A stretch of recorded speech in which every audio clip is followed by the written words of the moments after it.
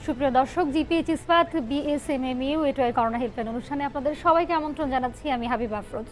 দর্শক, করোনার চলমান সংকটকালে বিভিন্ন রোগের চিকিৎসা, পরামর্শ এবং করোনা নিয়ে আপনাদের নানান প্রশ্নের উত্তর দিতেই আমাদের বিশেষ আয়োজন করোনা হেল্পলাইন। এই অনুষ্ঠানে প্রতিদিনের মতোই আমাদের সঙ্গে থাকছেন বঙ্গবন্ধু শেখ মুজিব মেডিকেল বিশ্ববিদ্যালয়ের একজন বিশেষজ্ঞ চিকিৎসক। আজও রয়েছেন আমাদের সঙ্গে বঙ্গবন্ধু শেখ মুজিব মেডিকেল বিশ্ববিদ্যালয়ের মনোরোগবিদ্যা বিভাগের চেয়ারম্যান অধ্যাপক ডক্টর MMA সালাউদ্দিন কাউসার। স্যার, আপনাকে স্বাগত জানাচ্ছি আমাদের আজকের আলোচনায়। দর্শক, জানিয়ে রাখছি আপনাদের মতামত, অভিযোগ, প্রশ্ন শোনার জন্য টিভি, টেলিফোন, ফেসবুক মেসেঞ্জার আছে অবারিত। বিস্তারিত দেখুন স্ক্রলে এবং স্ক্রিনে। সেই সাথে বিএসএমএমইউ থেকে বিশেষজ্ঞ সেবা পেতে সকাল 9টা থেকে দুপুর 2টা পর্যন্ত ফোন করুন 096116777777 নম্বরে। অনুষ্ঠানটি সম্প্রচার হচ্ছে জিপিএইচ ইস্পাতের সৌজন্যে। যাচ্ছি মূল আলোচনায়। অধ্যাপক ডক্টর সালাউদ্দিন কাউসার স্যার, আপনার কাছে শুরুতেই আমি যেই প্রসঙ্গটি জানতে চাইব সেটি হচ্ছে, করোনার শুরুতে মানুষ ব্যাপক আতঙ্কগ্রস্ত ছিল, তো এখন আবার চরম উদাসীনতা আমরা দেখতে পাচ্ছি। অধিকাংশ মানুষই মাস্ক ব্যবহার করছে না, স্বাস্থ্যবিধি মানছে না, টেস্টও করাচ্ছে না। তো এই যে মানসিক পরিবর্তনটা কেন এবং এটা কতখানি ঝুঁকি তৈরি করতে পারে আমাদের জন্য, সেটি যদি একটু বিশ্লেষণ করতেন। ধন্যবাদ আপনাকে, ধন্যবাদ আরটিভির দর্শক শ্রোতাদের। আপনার এই প্রশ্নটি ঠিক এই মুহূর্তে অত্যন্ত ইম্পর্ট্যান্ট এই কারণে যে আমরা অনেকেই অনেক রকম করে ভাবছি পরিস্থিতির কথা, কিন্তু করোনা পরিস্থিতি কিন্তু শেষ হয়ে যায়নি। আমরা জানি যে মানে এখন বৈজ্ঞানিকভাবে কেউ কেউ বলছেন যে এটা সেকেন্ড ওয়েভ, সুতরাং এটা কিন্তু অত্যন্ত গুরুত্বপূর্ণ একটি বিষয়। আবার পাশাপাশি আপনি যে প্রশ্নটা করলেন যে কেন মানুষের মধ্যে এই উদাসীনতা বা এই অনেকগুলো কারণ আছে, যেটা আপনারা জানেন, মিডিয়া ভালো করে জানে। তারপরেও বলছি যে টোটাল যে অবস্থাটা সেটার আমরা লকডাউনের সময় বা যেই সময়টা আমাদেরকে মানে কি বলবো, যে বিভিন্ন রেস্ট্রিকশনের মধ্যে থাকার ব্যবস্থা করা হয়েছিল, সরকারি বিভিন্ন নির্দেশনা, বিশ্ব স্বাস্থ্য সংস্থা থেকে শুরু করে বিভিন্ন প্রাইভেট প্রতিষ্ঠান যারা বিভিন্ন রকমের উদ্যোগ নিয়েছিল, একটু খেয়াল করে দেখবেন যে এখানে কিন্তু সব কিছুই প্রায় শিথিল করা হয়েছে। শিথিল করার ফলে মানুষের মধ্যে এক ধরনের পরিবর্তন, মানুষের মনের মধ্যে এক ধরনের পরিবর্তন চলে এসেছে। আরেকটা বিষয়, যেমন মৃত্যুহারের যে বিষয়টা, সেটা অবশ্যই স্ট্যাটিস্টিক্যালি অত্যন্ত সিগনিফিক্যান্ট, অত্যন্ত ইম্পর্ট্যান্ট। যে একটা মানুষ মারা যাওয়া মানে একটা পরিবারের জন্য, যে পরিবারের মারা যায়, যে পরিবারের আত্মীয় স্বজন হারায়, তারাই বুঝতে পারে যে কী অসুবিধা। কিন্তু তারপরেও কোনো এলাকায়, কোনো এরিয়াতে দেখা যাচ্ছে যে এর প্রকোপটা, প্রাদুর্ভাবটা কম। আপনাদের মিডিয়াতে প্রায়ই দেখা যায়, বিভিন্ন জায়গায় দেখা যায় যে মানুষজন বলছে যে মানে কি বলবো, যে কোভিড সবার জন্য না, এটা এক ধরনের এক শ্রেণীর মানুষের রোগ, সব জায়গায় কাজ করে না। আরও অনেক কথাবার্তা আছে যে বিষয়গুলো আসলে তথ্যগত অনেক রকমের ভুল, বা সঠিক তথ্য এখনও পর্যন্ত সব জায়গায় পর্যন্ত পৌঁছায়নি। এই তথ্যগত বিভিন্ন ডিসক্রিপেন্সি বা যে পার্থক্য, সেই কারণেও কিন্তু আপনার যে কথাটা সেটা সঠিক, যে পরিস্থিতি কিন্তু এখনও সম্পূর্ণ ভালো হয়ে গেছে এটা কিন্তু বলা যাবে না।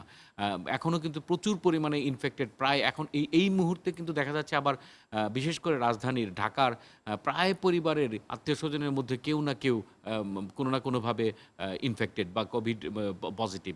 তো এটা অবশ্যই একটা ডেঞ্জারাস দিক আমাদের। স্যার, আসবো, আলোচনায় ফিরবো। আমাদের সঙ্গে একজন দর্শক ফোন কলে যুক্ত রয়েছেন। দর্শকের ফোন কলটি নিয়ে আবার আলোচনায় ফিরবো। দর্শক, কে বলছেন, কোথা থেকে বলছেন? আমি রুমা মালিবাগ থেকে বলছি। আমার ছেলে অটিস্টিক, ওর বয়স 15 বছর। ও এখন করে কি, ইদানিং মাথা জ্বলে বলে মাথায় নিজে নিজে আঘাত করে। ওরে এমনি 1.5 বছর ধরে রিজডন 4 আর হ্যানোস্যাক্সিনর এই দুইটা খাওয়াইতেছে। এখন আমরা কি করবো? ও নিজে নিজে মাথা আঘাত করে আজকে 4-5 মাস ধরে। জি, আপনি আমাদের সঙ্গে সংযুক্ত থাকুন পরবর্তী জিজ্ঞাসার জন্য। স্যার, আপনার কাছে পরামর্শ জানতে চাইবো। আচ্ছা, অটিজমের তো অটিস্টিকের জন্য অনেকগুলো বিষয় থাকে। আপনি যেহেতু আপনার ছেলের বয়স 15 বলছেন, তার মানে অনেকদিন যাবতই কিন্তু আপনি এটা নিয়ে চলছেন এবং আপনি অনেকগুলো বিষয় এর মধ্যে জেনে গেছেন যে কিভাবে কি করা যায়। তো যদি একেবারে ডিজিজ বা রোগের কারণে এটা করে থাকে, তাহলে কিন্তু আপনার যাকে আপনি দেখান, যার সাথে আপনাদের রেগুলার যোগাযোগ হয়, ওনার সাথে আপনাদের যোগাযোগ করা ভালো। তবে একটা বিষয়, আপনি যেহেতু প্রশ্নটা করেছেন, আমি কয়েকটা বিষয় বলে রাখি। সাধারণত দেখা যায় যে এই ধরনের ছেলেমেয়েরা বা এই ধরনের শিশুরা যদি কোনো পরিবর্তিত পরিস্থিতি হয়, তার শারীরিক কোনো পরিবর্তন হয় বা সামাজিক কোনো পরিবর্তন হয় বা শরীরের কি বলবো যে ফিজিক্যাল কোনো পরিবর্তনের পাশাপাশি অন্য কোনো পরিবর্তন, তখনই কিন্তু এই ধরনের প্রবলেমগুলো বেশি হয়। যদি ডিরেক্ট রোগের কারণে হয় অথবা অন্য কোনো পরিবর্তনের কারণে হয়, যেটার কারণেই হোক, তার এই ওষুধের পাশাপাশি আরও কিন্তু কিছু পরামর্শ, কিছু মানে নির্দিষ্ট বিধিনিষেধ, সেগুলো নিশ্চয়ই আপনি জানেন। সেগুলো মানতে পারলে খুবই ভালো। আর ওষুধের কথা বলছেন যে রিজডন আর হ্যালপ, কিন্তু আপনি আপনি মানে ঠিক বলতে পারবো না যে আপনি কত মিলিগ্রাম বা কত পাওয়ার ওষুধ আপনি খাওয়াচ্ছেন বা কতটুকু আপনার জি, ছেলের উনি আমাদের সঙ্গে উনি সংযুক্ত রয়েছেন। আপনি চাইলে কিন্তু ফোর সেটা জেনে এমজি নিতে পারেন উনার কাছ থেকে। আচ্ছা, আচ্ছা। তাহলে আপনার কাছ থেকে আপনার ২ টা জিনিস জানার আছে। একটা হলো যে রিজডন 4 mg। 4 এমজি কয়টা খান? মানে কয়টা ট্যাবলেট খায় উনি? হ্যাক্সিনর 2। হ্যাক্সিনর 2। হ্যাঁ, 2 ঠিক আছে। mg। সেটা সেটা কয়টা করে? 4 এমজি মানে একটা ট্যাবলেটই শুধু খায় না ২ রাতে টা? খাওয়াই, শুধু শুধু রাতে। রাতে। আর ওজন কত? ছেলেটার ওজন কত? একটা করে শুধু রাতে। ওজন কত আপনার ওজন ছেলে? 60-এর উপরে। ৬০ এর উপরে। তাহলে আমার মনে হয় যে রিজডন বা রেসপেরিডন যে ওষুধটা, সেটা আমার মনে হয় বাড়াইতে হবে। তো এই শুধুমাত্র 4 মিলিগ্রামে এটাতে কাজ হওয়ার কথা না। হেক্সিনর 2 আপনাকে ২ বেলা দিতে হবে, সকালে একটা রাতে। আর আমার মনে হয় রেসপেরিডন যেটা আপনি খাওয়াচ্ছেন সেটা এটলিস্ট আম আ 4 মিলিগ্রাম ১.৫ টা করে নিতে পারেন আপাতত। এবং আমার এই কথার উপর বেস করেই কিন্তু আপনার পুরো চিকিৎসা চালাতে পারবেন না। আমি জাস্ট তাৎক্ষণিকভাবে এই পরামর্শটা দিলাম। তার মানে যে মাথা দেয়ালে মারে বা আঘাত করে, সেটা কিছুটা কমানোর জন্য। কিন্তু আপনাকে যে চিকিৎসককে আপনি দেখাচ্ছেন, আমার মনে হয় উনার সাথে সরাসরি কথা বলাটাই ভালো। কারণ শুধুই মানে ওষুধ দিয়ে আমি তাকে স্লো করে দিলাম। এটা হইলে হয়তোবা অনেক সময় তার পিছনের কারণটা কি, সেটা হয়তোবা আমরা মিস করে যেতে পারি। জি। বেটার আপনাকে আপাতত ওষুধ চালান এরকম করে আমি যেটা বললাম। কিন্তু আপনি আপনার চিকিৎসকের সাথে যোগাযোগ করুন। অন্য কোনো প্রবলেম যদি থাকে, সেটা যাতে আমরা মিস না করি। ধন্যবাদ আপনাকে। আশা করব দর্শক আপনি আপনার পরামর্শটি পেয়েছেন। স্যার আপনার কাছে আরো জানতে চাইব যে করোনায় আক্রান্ত ব্যক্তির কি মানসিক সমস্যা দেখা দিতে পারে সেটি যদি বিশ্লেষণ করতেন। মানে করোনা আক্রান্ত, আমি আমি প্রশ্নটা যদি আবার একটু করেন। জি, করোনা আক্রান্ত যারা করোনায় আক্রান্ত তাদের একজন রোগীর ব্যক্তি যখন সেই কোভিড আক্রান্ত থাকে, সেই সময়কার মানসিক অবস্থা এবং যখন তিনি সুস্থ হয়ে যায় তখন যে পরিবর্তনগুলো সেগুলো জানতে চাইবো আপনার কাছ থেকে। আচ্ছা, আচ্ছা। আপনার প্রশ্নটা ২ টা, যখন আক্রান্ত হয় তখন মানসিক অবস্থা এবং করোনা থেকে যদি ভালো হয়ে যায় তখন তার মানসিক অবস্থার জি, বা মানসিক সমস্যা কি হতে পারে? ১ম কথা হলো যে এখন মানে আমাদের যখন করোনাটা ডিসেম্বরে বা জানুয়ারি, ফেব্রুয়ারিতে ছিল, তখন যে অবস্থাটা ছিল সেটা কিন্তু অনেকটা পরিবর্তন হয়েছে। এটা আপনারা জানেন, আমরা সবাই জানি। তখন এক ধরনের আতঙ্ক, এক ধরনের ভয়, এক ধরনের মানে কি করব না করব এরকম একটা বিষয় কিন্তু সারা দেশে, সারা পৃথিবীতেই ছিল। আমাদের দেশেও ছিল। সুতরাং আক্রান্ত হলে যতটা ভয় পাওয়ার মানে যতটা কি বলব যে আতঙ্কিত হওয়ার মতো অবস্থা ছিল, এখন কিন্তু সেটা অনেকটা কমে আসছে। তো তখন দেখা যেত যে এই আতঙ্কের অনেকগুলো কারণ ছিল যে চিকিৎসাটা কি হবে, কোথায় যাবে, কার কাছে যাবে, কেমনে চিকিৎসা করবে, কতটুকু করা যাবে, সাপোর্টটা আসলে পাবে কিনা, মানে কোথায় পাবে, এই ধরনের বিভিন্ন রকমের ডিসক্রিপেন্সি ছিল। কিন্তু এখন কিন্তু অনেকখানি সেটা কমে আসছে। অন্তত মানুষজন জানেন যে কোথায় যেতে হবে, কী ধরনের চিকিৎসা এখন দরকার, কী ধরনের চিকিৎসার মধ্যে দিয়ে আমাদেরকে যেতে হবে এবং কী ধরনের প্রবলেমের মধ্যে দিয়ে আমাদের যেতে হবে। সুতরাং আগেরকার অবস্থাটার সাথে একটু পরিবর্তন হয়েছে। তারপরেও আতঙ্ক কিন্তু মানুষের রয়ে গেছে। ভয় কিন্তু মানুষের রয়ে গেছে। যেটা হয় যে ঘরের মধ্যে থাকার কারণে এক ধরনের সমস্যা, রোগের মানে একেবারে ডিজিজটা প্রসেসের কারণে এক ধরনের সমস্যা হয়। আরেকটা হলো যে সামাজিকতা বা চাকরি বা বিভিন্ন কারণে এক ধরনের সমস্যা হয়। তো সমস্যাগুলো আসলে বিভিন্নভাবে ভাগ করে বলতে হবে। তো শারীরিক কিছু প্রবলেম হয়।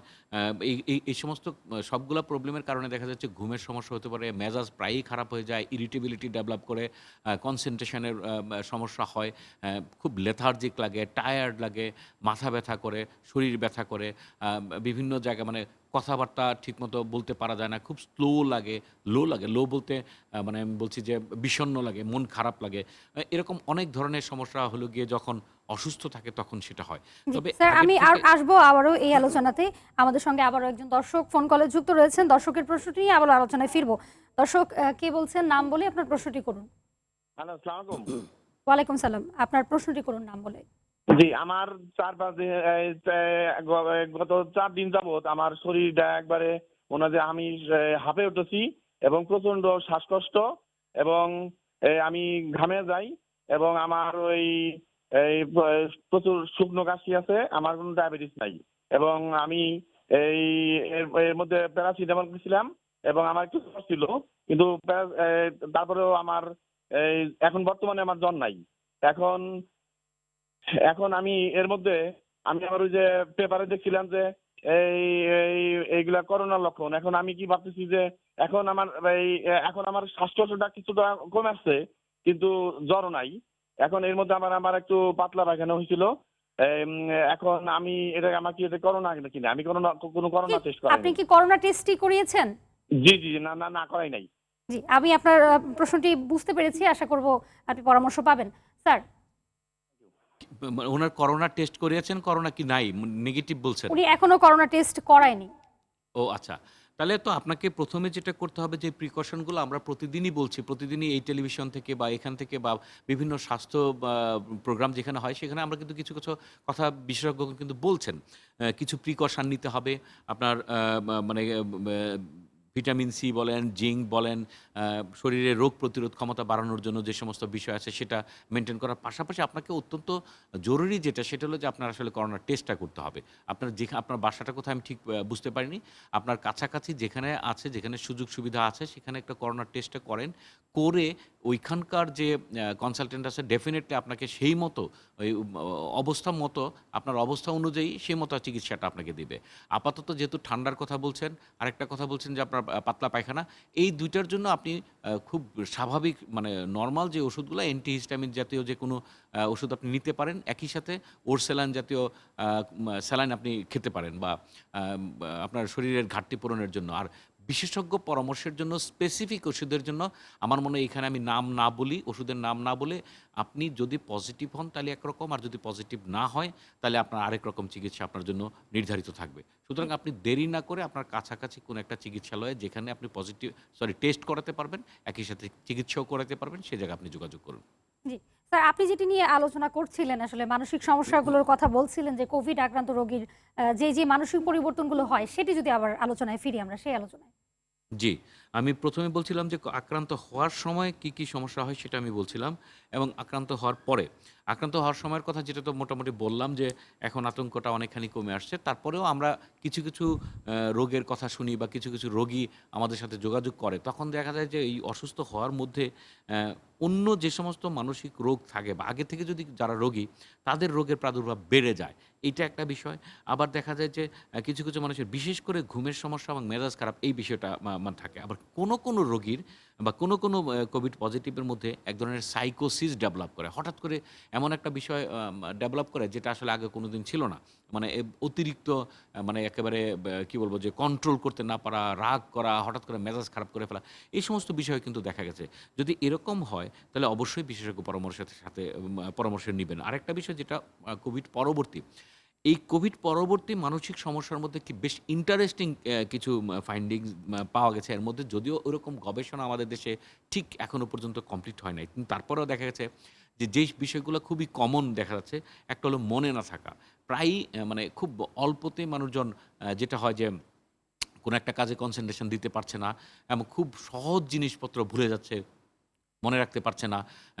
কারো ক্ষেত্রে মাথা ব্যথাটা আরও বেশি হয়ে যায়, এবং স্লো হয়ে যাওয়া, টায়ার্ড লাগা, মানে তবে সবচেয়ে বেশি যেটা হয় সেটা হলো যে মনে না রাখা। আর এটার পাশাপাশি অন্য যে বিষয়গুলো আছে, যেমন ধরেন যে একজন মানুষ অসুস্থ হওয়ার কারণে যদি তার কোনো কিছু লস হয়, যেমন চাকরি লস হতে পারে, তার অর্থনৈতিক অবস্থা খারাপ হতে পারে, পারিবারিক রিলেশনশিপ নষ্ট হতে পারে, এগুলোর জন্য কিন্তু সেকেন্ডারিও কিছু প্রবলেম হচ্ছে। সেটা ডিরেক্ট রোগের কারণে না হলেও এই সমস্ত কারণেও কিন্তু কারো প্রবলেমের মানে মানসিক বিভিন্ন রকমের সমস্যার দিকে যাচ্ছে। সেক্ষেত্রে অবশ্যই সেই অবস্থাটা বুঝে আপনাকে সেই চিকিৎসার কাছাকাছি যেতে হবে। জি। স্যার, আমরা আরো একটি ফেসবুকের মেসেঞ্জার থেকে একটি প্রশ্ন নিতে চাই, যে আরাধ্য আরোহী উর্মি নামে একজন আমাদেরকে প্রশ্ন করেছেন। তার বয়স ৭৬ বছর, করোনা পজিটিভ আসার পর ওষুধ খাচ্ছেন কিন্তু ঘুম হচ্ছে না, কারণ কি এবং করণীয় কি সেটি জানতে চেয়েছেন। এটা এই ৭৬ বছর বয়সে এখানে দুটো বিষয় হতে পারে। একটা হলো যে জানতে হবে যে উনার আগে কি ঘুমের পরিমাণ কেমন ছিল, যে করোনা পজিটিভ হওয়ার পরেই কি সেটা কমে আসছে নাকি আগে থেকে উনার ঘুমের কিছুটা সমস্যা ছিল। ঘুমের সমস্যার আসলে অনেক রকমের কথা আমরা শুনি। তো মানে অনেকে অনেক ঘুম হওয়ার পরেও মনে করছেন যে ঘুম হয় না, কারণ এটা ডিজিজের কারণে হতে পারে, অথবা সারাদিন শুয়ে থাকার কারণে, অথবা আইসোলেটেড থাকার কারণে, বিভিন্ন কারণে সেটা হতে পারে। এটা একটা বিষয়। জি। আরেকটা বিষয় যেটা উনি বলছেন যে মানে ওষুধ খাওয়ার পরেও ঘুম হচ্ছে না, কারণ কেমন করণীয়? ওষুধ খাওয়ার পরেও মানে কি ওষুধ খাচ্ছেন সেটা একটা ইম্পোর্টেন্ট। যদি এই মানসিক রোগ বা অ্যাংজাইটি কমানোর কোনো ওষুধ খেয়ে থাকেন তাহলে কিন্তু উনার ঘুম হওয়ার কথা। আর যদি ঘুম না এরপরেও ঘুম না হয়ে থাকে তাহলে উনি যেটা করতে পারেন, বাজারে বেশ কিছু ওষুধ পাওয়া গেছে, মানে পাওয়া যায় এখন একেবারে ন্যাচারাল, মানে যেগুলোকে মেলাটোনিন প্রিপারেশন বলে। আপনি মানে যেকোনো ওষুধের দোকানে গিয়ে অথবা ডাক্তারের কাছে গিয়ে মেলাটোনিন প্রিপারেশন বললে সেটাকে দিতে পারে। আর সামান্য পরিমাণের, তবে ঘুমের ওষুধ বলতে আমরা যে সমস্ত ওষুধগুলা ক্লোনাজিপাম জাতীয় যে সমস্ত ওষুধগুলার কথা বলি, সেটা যদি সম্ভব হয় এক্কেবারে ডাক্তারের ডিরেক্ট পরামর্শ ছাড়া এভয়েড করাটাই ভালো। কারণ দেখা যায় যে এই ওষুধগুলোতে ক্লোনাজিপাম বলেন, ডায়াজিপাম বলেন, এই সমস্ত ওষুধগুলোতে একবার খাওয়ার পরে যদি ভালো লাগে, অনেকেই বেশ আরামও পায়, তখন সেটা কন্টিনিউ করতে চায়। কন্টিনিউ করলে কিন্তু সেটা এই তখন ডিপেন্ডেন্সি ডেভেলপ করে, এক ধরনের এডিকশনের মতো ডেভেলপ করে। তবে সেটা যদি ডিরেক্ট কোনো ডাক্তারের বা ফিজিশিয়ানের পরামর্শে হয়, তাহলে খুব বেশি সমস্যা হবে না। আদারওয়াইজ এই সমস্ত বিষয়গুলো এভয়েড করা ভালো। তবে কয়েকটা পরামর্শ আমি দিয়ে রাখতে পারি। একটা হলো যে চেষ্টা করবেন ঘুম থেকে উঠার পর থেকে আবার ঘুমাতে যাওয়ার মাঝখানে যে সময়টা, সেটা যাতে কমপক্ষে ১২ থেকে ১৪ ঘন্টা থাকে। মানে সেটা যখনই হোক, আপনি ঘুম থেকে উঠলেন সকালবেলা বা যখনই উঠলেন, তার থেকে আবার আবার ঘুমাতে যাওয়ার মাঝখানের সময়টা যদি ১২ থেকে ১৪ ঘন্টা হয়, তাহলে আপনার যখন আপনি শুতে যাবেন তখন কিন্তু ঘুমটা আপনার চলে আসবে। আর আবার দেখা যায় যে সারাদিনই শুয়ে থাকলে ঘুমটা আসতে দেরি হয়। জি স্যার। কয়েকটা জিনিস আরো স্যার করতে আমাদেরকে পারেন। একজন প্রশ্নকর্তা যুক্ত হয়েছেন আমাদের সঙ্গে ফেসবুকের ফোন কলে। ফোনটি নিয়ে আবার আলোচনায় ফিরবো। দর্শক, কে বলছেন, কোথা থেকে বলছেন? জি, আসসালামু আলাইকুম। জি, ওয়ালাইকুম সালাম। আপনার নাম বলে প্রশ্নটি করুন। জি, আমার নাম আব্দুল হক। আমার আম্মার বয়স 75। উনি মেনেনজাইটিসে ভুগছিলেন 1996 সালে।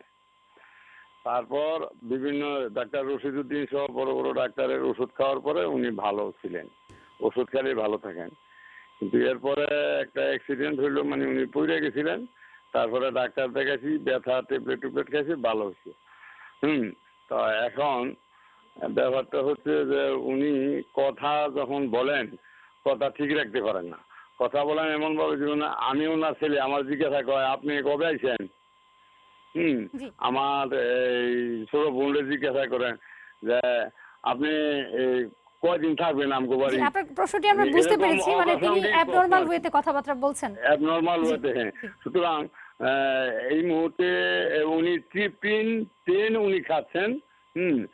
একটু উন্নতি মনে হয়। এখন ওনাকে কি ওষুধ দিতে পারি বা কি করতে পারি, এটা আমার আপনার আমার বাসা প্রশ্ন। কোথায়? বাড়ি কোথায়? জি। জি, আপনার সাথে আপনি সরাসরি কথা বলছেন, আমাদের পরামর্শ দিচ্ছেন ডক্টর। আপনি এই কথাটি উত্তর দিন। আ জি, জি, জি, আপনি আপনি বলেন। থাকেন কোথায়? থাকেন উনি গ্রামে, ঢাকার কাছাকাছি। আচ্ছা শুনেন, এই বয়সে আমরা সাধারণত ট্রিপটিন জাতীয় বা এই অ্যামাইট্রিপটাইলিন জাতীয় ওষুধগুলা দিতে চাই না। আপনাকে যিনি দিয়েছেন তিনি নিশ্চয়ই চিন্তা করে দিয়েছেন। কিন্তু তারপরেও 70, আপনি বয়স বোধহয় বললেন 75, খুব সম্ভব। আমি মানে যদি হ্যাঁ, হ্যাঁ। জি, জি।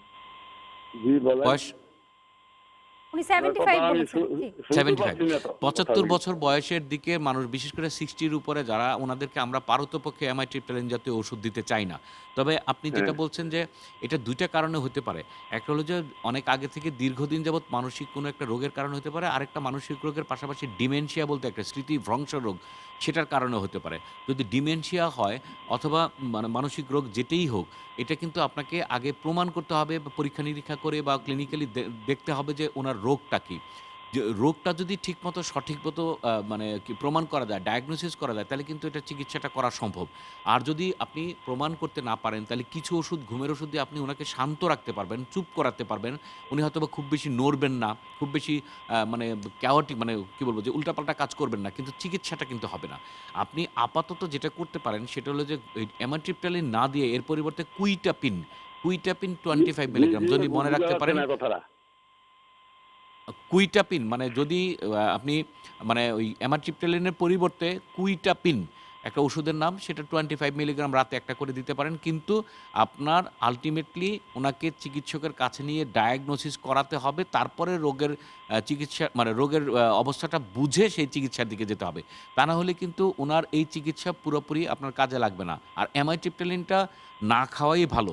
কারণ এই বয়সে মানুষের হার্টের সমস্যার মধ্যে হার্টেও বিভিন্ন রকমের সমস্যা হয়। আমরা চাই না যে অ্যামাইট্রিপটালিন 60 মানে 60 এর উপরে কোনো মানুষ খাক, 60 বছরের উপরে কোনো মানুষ খাক। তাতে বরং হার্টের একটু সমস্যা হতে পারে। বেটার আপনি নিউরোলজিস্ট বা সাইকিয়াট্রিস্ট কারোর সাথে যোগাযোগ করেন, করে সেখানে ডায়াগনোসিসটা করে তারপরে আপনি চিকিৎসাটা শুরু করেন। তাহলে এই মুহূর্তে কোন ট্যাবলেটের নাম বলছেন, কাইন্ডলি আবার বলবেন? হ্যাঁ, আপনার ওষুধটার নাম হলো কুইটাপিন। বাজারে অনেক নামে পাওয়া যায়। কুইটাপিন। জি, জি, জি। বাজারে অনেক নামে পাওয়া যায়। মেইন ওষুধটা হলো কুইটাপিন। কুইটাপিন 25 এমজি, হ্যাঁ? জি। জি। জি, দর্শক আশা করব আপনি আপনার প্রয়োজনীয় পরামর্শটি পেয়েছেন। আমাদের সঙ্গে আরো দর্শক যুক্ত রয়েছেন ফেসবুকের মেসেঞ্জারে। মুমতাহিনা রানী নামে একজন প্রশ্ন করেছেন, আমার রাতে ঘুম হয় না, সারাদিন মাথা ব্যথা করে, দেয়ালে মাথা ঠুকলে আবার কিছুক্ষণ আরাম লাগে, বাড়ি দিলে আরাম লাগে, এমনটা কেন হচ্ছে, আমি এখন কি করতে পারি? এটি একটি। আরো একজন প্রশ্ন করেছেন রাজেশ শীল নামে, করোনাকালীন সময়ে ঘরে থাকতে থাকতে মেজাজ খিটখিটে হয়ে যাচ্ছে, এর থেকে পরিত্রাণের উপায় কি? দুটি প্রশ্ন, যদি সংক্ষেপে আমাদেরকে উত্তর দিতে। আচ্ছা, প্রথম প্রশ্নের উত্তর মানে ঠিক এভাবে না, মানে এতটুকুতে বোঝা যাবে না। তবে আমার ধারণা উনি বোধহয় বিষণ্ণতায় ভুগছেন। উনার মানে এই যেই কয়েকটা কথা বললেন তার পাশাপাশি দেখতে হবে যে উনার বেশিরভাগ সময় মনটা কেমন থাকে, মানুষের সাথে কথা বলতে ইচ্ছা হয় কিনা, একা একা থাকতে মন চায় কিনা, মরে যেতে মন চায় কিনা, কাঁদতে ইচ্ছা হয় কিনা, বা অনর্থক কোনো কারণ ছাড়াই মনে হয় কিনা যে আমি বোধহয় জীবনে অনেক ভুল করে ফেলেছি, অনেক পাপ করে ফেলেছি, আমাকে দিয়ে বোধহয় আর কিছু হবে না। খুব সম্ভব যদি ওই সমস্ত বিষয় থাকে, উনি যেরকম উপসর্গের কথা বললেন তাতে মনে হচ্ছে যে ওরকম। সেই ক্ষেত্রে আপনি অবশ্যই আপনার ডিপ্রেশন বা বিষণ্ণতার চিকিৎসা আপনাকে করাতে হবে। যদি চিকিৎসা আপনি না করান তাহলে কিন্তু আপনার দিন দিন এই সমস্যা বা এই অসুবিধা আপনার কিন্তু বাড়তেই থাকবে। সুতরাং আপনি দেরি না করলে আপনি চিকিৎসা করাতে পারেন। আরেকটা হলো যে যদি মনে করেন যে আপাতত ডাক্তারের কাছে বা চিকিৎসকের কাছে যেতে একটু সময় লাগবে, সেক্ষেত্রে আপনি মির্টাজেপিন বলতে একটা ওষুধ আছে, মির্টাজেপিন বাজারে বিভিন্ন নামে পাওয়া যায়। অ্যাটলিস্ট 7.5 মিলিগ্রামের একটা প্রিপারেশন আপনি আপাতত রাতে একটা করে শুরু করতে পারেন। তবে যত দ্রুত সম্ভব আপনি একজন মনোরোগ বিশেষজ্ঞের সাথে যোগাযোগ করবেন।